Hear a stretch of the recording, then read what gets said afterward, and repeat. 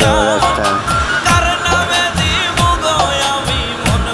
যেমন দেখা যায় দেখতে অনেক সুন্দর একটি রাস্তার পরিবেশ।